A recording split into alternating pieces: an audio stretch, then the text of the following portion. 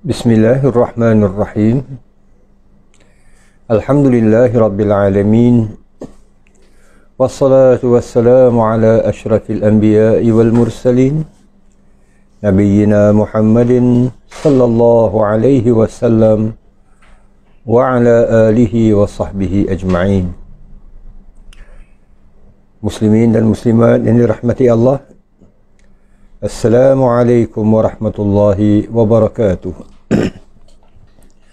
Alhamdulillah, kita merafakkan kesyukuran kita ke hadrat Allah Subhanahu wa taala. Kita dikurniakan oleh Allah dengan pelbagai nikmat dan rahmat. Namun yang terutamanya adalah kita masih dikurniakan oleh Allah Subhanahu wa taala kekuatan iman dan taqwa kepadanya dalam mengharungi kehidupan kita yang teramat singkat ini. Walhamdulillah. Muslimin dan muslimat yang dirahmati Allah, izinkan saya dalam siaran ini dan juga beberapa siaran yang akan datang, kita menyelongkar kembali, kita menghayati sirah perjuangan Nabi kita, Nabi Muhammad sallallahu alaihi wasallam dalam memperkenalkan agama Islam secara menyeluruh, dalam menebarkan kedamaian yang didambakan oleh setiap insan, dan dalam waktu yang sama mengajak dan menggalakkan manusia dalam melakukan perkara-perkara kebaikan dan menjauhi perkara-perkara kejahatan. InsyaAllah dalam siaran kali ini, dan sebagaimana yang disebutkan tadi, ia perlu kita menyelongkarnya dalam bentuk beberapa kali siaran insya-Allah. Ia berkaitan dengan peristiwa besar yang terjadi dalam bulan Rajab tahun ke-9 Hijriah. Sebuah peperangan, walaupun namanya peperangan, insya-Allah akan kita hayati nanti. Walaupun dalam sejarah namanya peperangan, namun secara umumnya peperangan ini dilihat sebagai seakan-akan sehampir-hampir tidak berlaku. Ia adalah sebuah peperangan yang terakhir dipimpin oleh Nabi kita, Nabi Muhammad sallallahu alaihi wasallam. Muslimin dan muslimat yang dirahmati Allah, izinkan saya mengajak sejauh ini, sebab bila disebutkan peperangan yang terakhir yang dipimpin oleh Nabi SAW, dan peperangan-peperangan ini adalah sesuatu yang daripada awal lagi kita telah pun memakluminya. Pada zaman Nabi kita, Nabi Muhammad sallallahu alaihi wasallam, mahupun sebelumnya mahupun sesudahnya, ia adalah dilihat sebagai suatu usaha untuk mempertahankan diri. Peperangan berlaku dalam satu usaha di lain pihak untuk menguasai. Yang satu pihak tadi mempertahankan diri, di satu pihak menguasai. Muslimin dan muslimat yang dirahmati Allah, Islam bila mana memperkenalkan agama ini, agama yang menggalakkan, bahkan agama yang menebarkan assalam, kesejahteraan, kedamaian, Islam bukanlah tersebar dengan cara peperangan. Tapi oleh kerana peperangan ini berlaku, peperangan tercetus berpunca daripada keengganan pihak-pihak yang diserukan itu. Kalau sekadar keengganan, tak jadi masalah. Sebab ajaran agama kita pun, kita maklumi. Bila kita mengajak orang kepada kebaikan, orang tak nak, terpulanglah kepadanya. La ikraha fid din.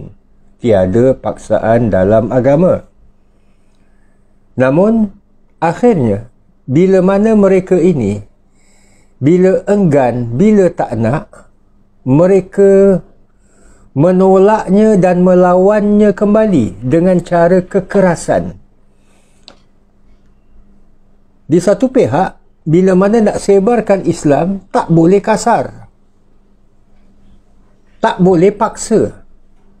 Tapi bila mana orang yang diajak kepada kebaikan itu enggan dan dia menolaknya secara keras, secara kasar, maka terpaksalah dalam hal ini perlu dipertahankan diri dalam isu sebuah umat, dalam persoalan bagi sesebuah negara.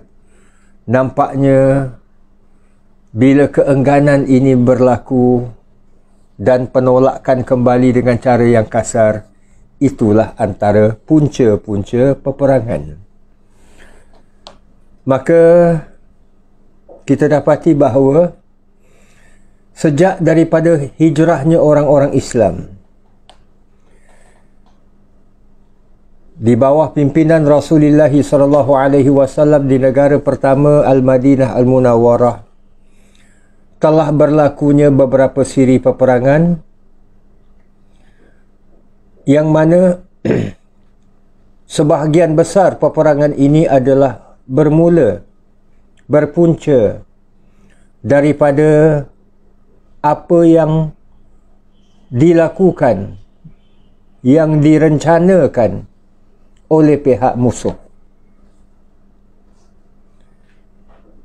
Tahun kedua Hijriah menyaksikan peperangan Badar.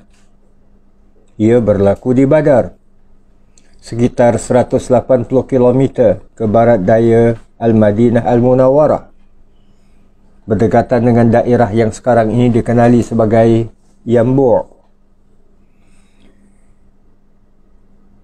Orang-orang Quraisy yang tak putus-putus melakukan gangguan demi gangguan kepada orang-orang Islam, khususnya para sahabat, yang mereka geram sangat, termasuk terutamanya malah Rasulullah SAW, yang dapat melarikan diri keluar dari Makkah dan bermustautin di Madinah. Mereka tak puas hati, maka dengan rasa tak puas hati, gangguan demi gangguan, tercetuslah Perang Badar tahun kedua Hijriah. Kekalahan orang-orang musyrikin Quraisy dalam peperangan Badar membuatkan mereka semakin semarak untuk berperang dengan orang-orang Islam. Tercetuslah kemudiannya setahun berikutnya, iaitu dalam bulan Syawal tahun ketiga Hijriah, peperangan dinamakan sebagai peperangan Uhud, yang mana kita dah sama-sama sedia maklum, dalam peperangan ini ramai tentera Islam yang gugur syahid di jalan Allah Subhanahu wa taala. Antaranya Hamzah, Mus'ab dan ramai lagi. Tahun kelima Hijriah, apabila orang-orang Yahudi datang ke Mekah memujuk pemimpin Quraisy, terutamanya Abu Sufyan pada ketika itu, untuk berpakat bagi menyerang orang-orang Islam. Maka kerjasama antara orang-orang Yahudi dengan musyrikin Quraisy Makkah diikut sama dan disertai oleh beberapa kabilah Arab. Sama ada Arab itu lebih tinggal berdekatan dengan Makkah, yang dah memang ada kerjasama dengan orang-orang Makkah, mahupun yang berdekatan dengan Madinah, mereka menjadi ataupun membentuk satu pasukan tentera untuk menyerang Madinah. Maka untuk mempertahankannya, Nabi SAW dengan idea yang didatangkan oleh Salman Al-Farisi radhiyallahu an, buat khandak, parit keliling Madinah. So, peperangan ini dinamakan peperangan Khandak ataupun peperangan Al-Ahzab. Bila ia terjadi pada tahun ke-5 Hijriah. Kemudian kita maklumi bersama, perang Khandak ini menyaksikan orang-orang musyrikin Quraisy bersama dengan puak-puak Yahudi dan juga beberapa kabilah Arab yang lain gagal untuk mengalahkan tentera Islam.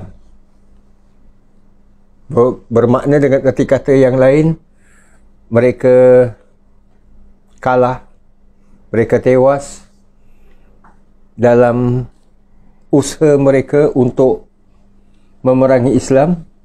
Maka dengan yang demikian itu, 3 siri peperangan yang melibatkan secara langsung antara orang-orang Islam dengan musyrikin Quraisy Makkah, perang Badar, perang Uhud, perang Khandak. Maka tahun ke-6 Hijriah, bila mana Nabi SAW dengan pakaian ihramnya bersama dengan para sahabat berhasrat untuk menunaikan umrah, dan umrah tak dapat dilaksanakan kecuali di Makkah, telah bergerak meninggalkan Madinah menuju ke Makkah melalui Hudaybiyah. Tapi orang-orang Makkah kerana rasa permusuhan yang begitu masih menebal, kata orang, begitu kuat sekali, enggan membenarkan orang-orang Islam daripada masuk ke Makkah dan menunaikan umrah. Lalu daripada situ tercetuslah apa yang dinamakan Perjanjian Damai Al-Hudaybiyah. Dan ini berlaku pada tahun ke-6 Hijriah. Bermakna antara isi perjanjian, kita dah maklum, orang-orang Quraisy tidak akan berperang dengan orang-orang Islam, bahkan memberi sokongan kepada mana-mana pihak untuk berperang. Dan jangka masanya, ikatan perjanjiannya adalah 10 tahun. Dan ini berlaku sekali lagi tahun ke-6 Hijriah. Kemudian pada tahun ke-7, setahun berikutnya, Nabi SAW bersama dengan para sahabat bergerak ke Khaybar, sehingga tercetuslah peperangan Khaybar tahun ke-7 Hijriah. Orang-orang Khaybar rata-rata adalah orang-orang Yahudi, di mana peperangan ini, sebagaimana yang dah kita maklumi bersama, perang Khaybar ini berpunca daripada kerjasama orang-orang Yahudi ataupun bantuan malah yang diberikan serta keterlibatan orang-orang Yahudi dalam peperangan Khandak. Jadi, Nabi cuba nak mengadakan perjanjian damai dengan mereka, tapi akhirnya ia terjadi dengan cara Nabi SAW mengepung kawasan Khaybar ini. Namun akhirnya peperangan secara besar-besaran tidak berlaku dan orang-orang Khaybar sendiri bersetuju untuk membayar jizyah ataupun upti ataupun semacam teks kepada orang-orang Islam, dan orang-orang Islam memberikan perlindungan kepada mereka. Ini perang Khaybar tahun ke-7 Hijriah.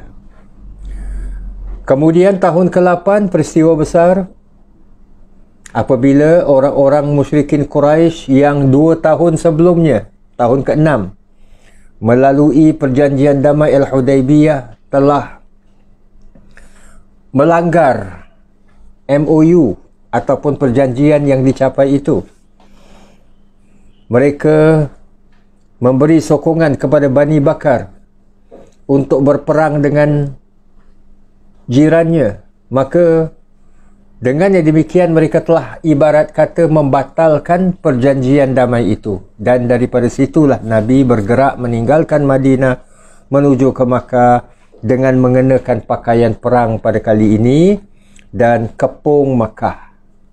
Yang mana akhirnya orang-orang Makkah surrender. Orang-orang Makkah mereka ini menyerah diri dan ia merupakan satu peristiwa yang amat bersejarah yang dinamakan Fathu Makkah.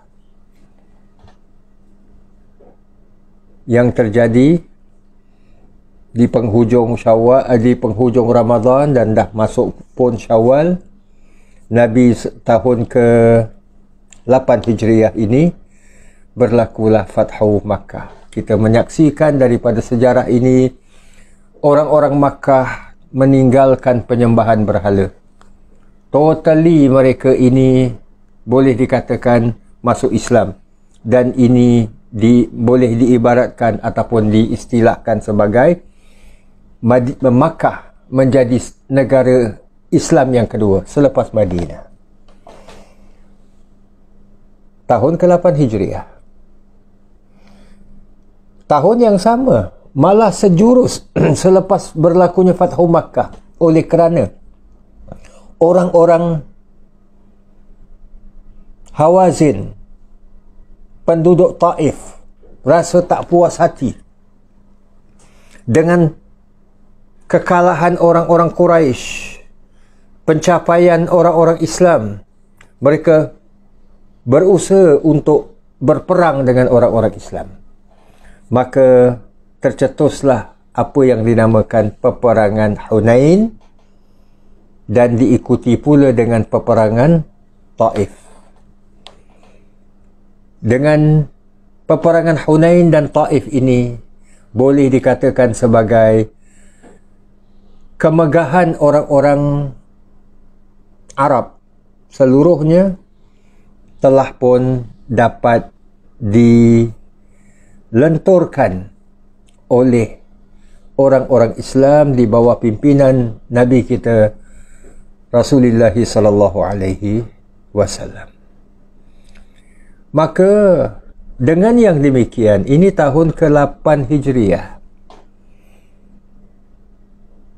Ia dilihat oleh kuasa-kuasa besar, superpower yang berdekatan dengan semenanjung tanah Arab, Arabian Peninsula ini, iaitu dua kuasa besar orang-orang Persian, orang-orang Parsi, dan kuasa besar orang-orang Rom, terutamanya orang-orang Byzantine daripada Rom Timur ini.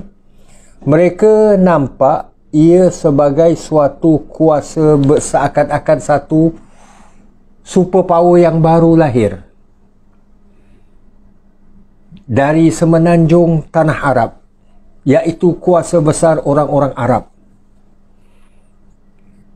Maka ini antara lain, insya-Allah akan kita selongkar nanti, antara punca yang menjadikan ataupun yang menyebabkan tercetusnya perang Tabuk.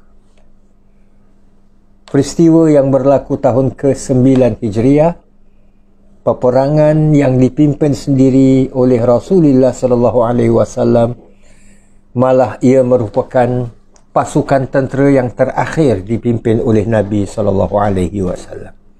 So inilah sejauh ini overview secara umum siri peperangan pimpinan Rasulullah sallallahu alaihi wasallam dari tahun kedua Hijriah sampailah tercetusnya perang Tabuk tahun ke-9 Hijriah.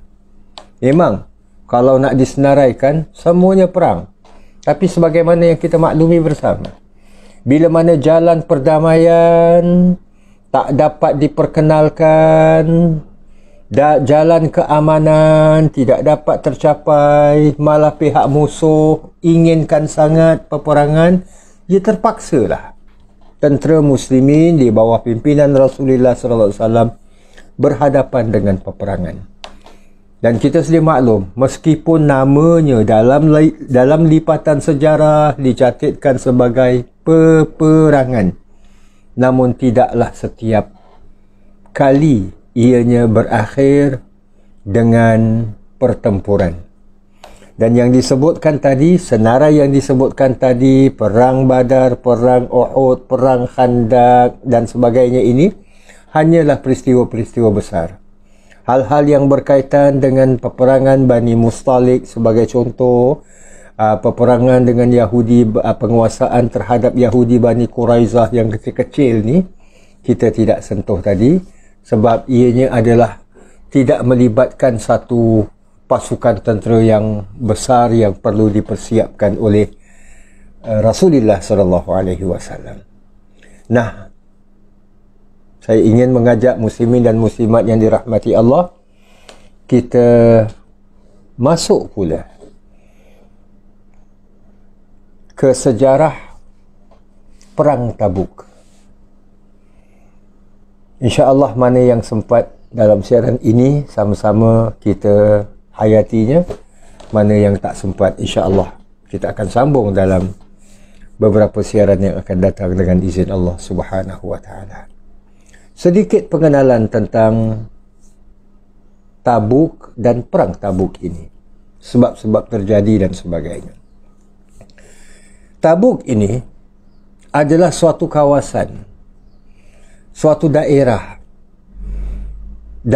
yang boleh dikatakan suasananya ataupun keadaannya berpadang pasir, yang menempatkan beberapa kabilah Arab.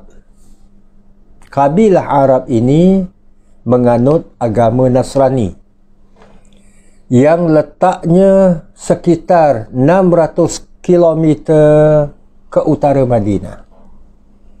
Tabuk bermakna satu kawasan, suatu daerah.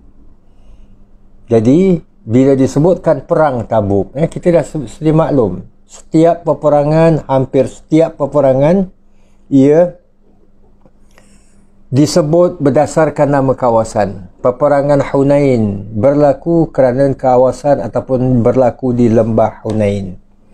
Perang Badar, ia berlaku di Badar dan seterusnya lah. Jadi kini Perang Tabuk ia berlaku di Tabuk, satu kawasan padang pasir yang mana menempatkan di situ terdapatnya beberapa kabilah orang-orang Arab yang beragama Nasrani, yang lebih kurang letaknya 640 km ke utara Madinah. Muslimin dan muslimat yang dirahmati Allah, sedikit berkenaan dengan kabilah Nasrani yang menempat tinggal di Tabuk ini. Tabuk ini, kalaulah sekarang ini lokasinya adalah dalam kawasan penguasaan dan pentadbiran ataupun dalam negara Arab Saudi. Namun dalam sejarah pada ketika itu, Tabuk ini perbatasan dengan empayar kawasan yang dikuasai oleh orang-orang Rom. Muslimin dan muslimat yang dirahmati Allah, orang-orang Rom umumnya suatu kuasa besar yang menguasai Eropah. Seluruh Eropah dikuasai. Dan laungan mereka, orang-orang Rom ini, bila menjajah dan menguasai sesuatu daerah, memaksakan kebanyakan penduduknya untuk menganut agama Nasrani secara paksa. Dan ini kalau kita lihat Di sisi Islam tidak demikian. Hatta dalam sejarah Khulafa Ar-Rashidin, hatta dalam sejarah Bani Umayyah, Bani Abbasiyah, hatta dalam masa Osmaniyah sekalipun, penguasaan orang-orang Islam bangsa Turki yang menguasai beberapa benua termasuk sebahagian benua Eropah ini, tak pernah memaksakan penduduk negeri itu berpaling kepada agama Islam. Tak pernah.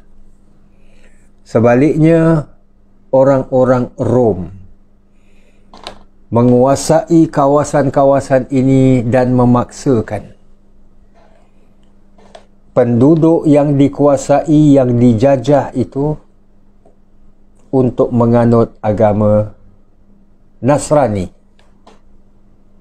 Jadi slogan mereka, laungan mereka dalam setiap peperangan adalah peperangan agama. Muslimin dan muslimat yang dirahmati Allah, Rom adalah istilah yang diguna pakai oleh bangsa Arab. Maka itulah ianya kekal dalam lipatan kitab-kitab, buku-buku sejarah yang berkait dengan sejarah Nabi kita, Nabi Muhammad SAW, iaitu dinamakan orang-orang yang menguasai daerah Eropah sebagai orang-orang Rom. Dan mereka, kuasa besar ini bagikan kepada dua, di sebelah barat dan di sebelah timur,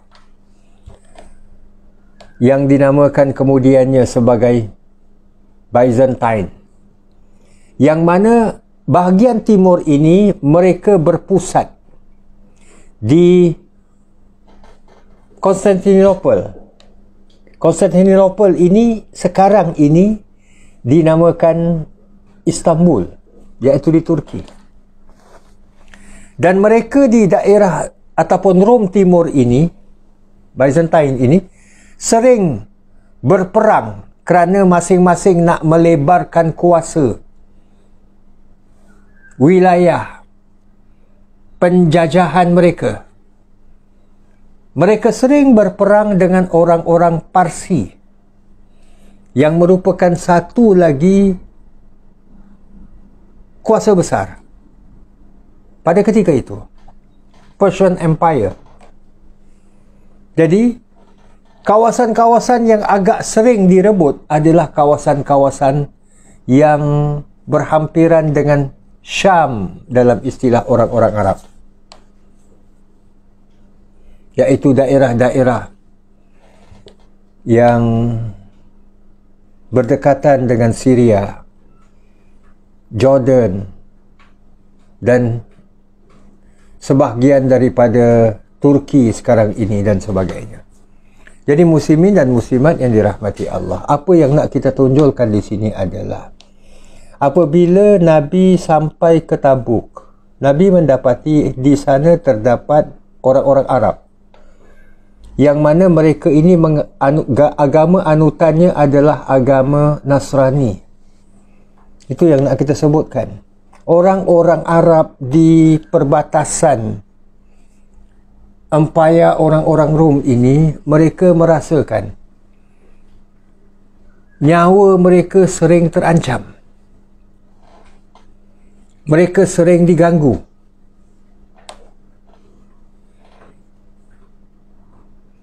Maka salah satu di antara jalan yang lebih selamat nak mengubah bangsa ataupun darah keturunan, mereka tak boleh. Kalau keturunan orang Eropah tetap Eropah, keturunan orang Syam, Syria tetap Syria, keturunan orang Arab tetap Arab, tak boleh diubah. Tapi yang masih boleh diubah adalah agama. Jadi maka itu mereka merasakan mereka lebih selamat, lebih aman apabila mereka ini menganut agama rasmi orang-orang Rom, agama Nasrani. Itu salah satu di antaranya. Dan insya-Allah akan kita lihat nanti betapa bijaknya baginda Rasul sallallahu alaihi wasallam dalam hal mendekati mereka ini, orang-orang Arab yang menempat tinggal di Tabuk, yang bersempadankan dengan empayar orang-orang Rom ini.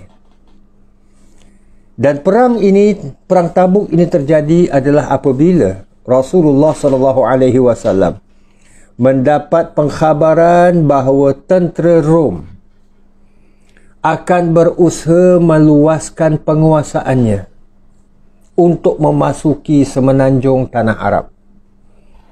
Macam kita sebutkan tadi, mereka telah mendapati bangsa Arab ini bersatu di bawah kuasa orang-orang Islam, pimpinan Nabi kita Nabi Muhammad sallallahu alaihi wasallam. Jadi mereka merasakan ini satu kuasa besar yang baru muncul. Dengan itu mereka ingin menguasai kawasan semenanjung tanah Arab pula. Kalau kita lihat kepada map, Eropah kemudian bersebelahan dengan Parsi yang berjiran dengan semenanjung tanah Arab. Dan kita sedia maklum, penguasaan Eropah bukan hanya setakat Eropah. Orang-orang Rom saja bukan hanya setakat di Eropah saja, malah menguasai di kawasan utara benua Afrika. Begitu besar kawasan kekuasaan mereka, dan mereka ingin meluaskan lagi kuasa mereka ke semenanjung tanah Arab. Maka itulah kita dapati bahawa Nabi kita Nabi Muhammad sallallahu alaihi wasallam bila mana mendapat pengkhabaran akan hasrat dan usaha yang dibuat oleh orang-orang Rom ini, demi memastikannya Nabi sallallahu alaihi wasallam mempersiapkan pasukan tentera dan tidak berdiam diri di Madinah. Sebab kalau dah di Madinah, Madinah letaknya di tengah-tengah semenanjung tanah Arab. Maknanya kalaulah Nabi tidak bergerak ke utara, bertahan di Madinah umpamanya, maka mereka orang-orang Rom ini bila mana menguasai semenanjung tanah Arab, bermakna separuh daripada kawasan semenanjung tanah Arab ni mereka dah kuasai, dan ini pastinya akan lebih menyukarkan. Maka sebab itu, walau macam mana pun dengan persiapan-persiapan yang amat terbatas, dengan kepayahan-kepayahan yang terpaksa dilalui, Nabi bersama tentera muslimin bergerak ke Tabuk. Dan peperangan ini berlaku dalam bulan Rajab tahun ke-9 Hijriah, dan ia berlaku dalam keadaan cuaca yang teramat panas. Kita sedia maklum panas di semenanjung tanah Arab. Lebih-lebih lagi kalau memang kebetulan bukan sekadar musimnya musim panas, malah keadaan kepanasannya itu agak luar biasa. Dan ini insya-Allah nantinya akan kita lihat antara alasan-alasan yang diberikan oleh orang-orang Madinah, termasuk orang-orang munafik yang tidak mau ikut serta dalam peperangan Tabuk ini, iaitu alasan cuaca yang teramat panas. Jadi muslimin dan muslimat yang dirahmati Allah, ini sedikit mukaddimah daripada peristiwa ataupun sejarah berkaitan dengan perang Tabuk. Peperangan yang berlaku apabila tentera muslimin di bawah pimpinan Rasulullah SAW, pimpinan yang terakhir baginda ini, menuju ke Tabuk, sebuah perbatasan dengan empayar orang-orang Rom. Satu peperangan yang terjadi dalam bulan Rajab tahun ke-9 Hijriah. InsyaAllah Dalam siaran yang akan datang, bahagian yang kedua pula daripada peperangan Tabuk ini akan kita selongkar. Antaranya adalah sebab-sebab yang lain di mana peperangan yang menjadikan hal-hal tersebut menjadi sebab utama kenapa peperangan ini berlaku, kenapa Rasulullah SAW perlu bergerak meninggalkan Madinah melalui laluan-laluan yang sukar, hatta askar yang disiapkan, tentera yang disiapkan oleh Rasulullah SAW sehingga dinamakan dalam sejarah sebagai Jaishul Usrah, tentera yang berhadapan dengan kepayahan ini.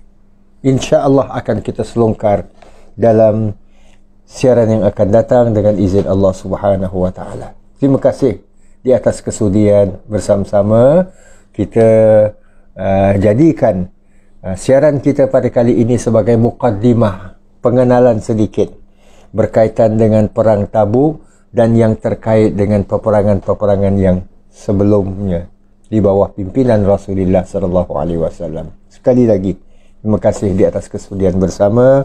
Aqulu qawli hadha wa astaghfirullahal azim li wa lakum wa lisairil muslimin.